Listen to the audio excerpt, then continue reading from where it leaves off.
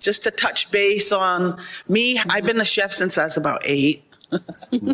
Started with an easy bake oven, not even an easy bake oven. It was a Susie homemaker.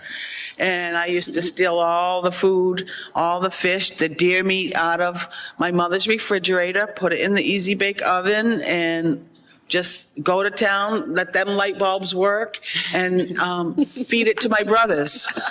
They ate everything. That's why I knew I was going to be a success, because they ate everything I cooked.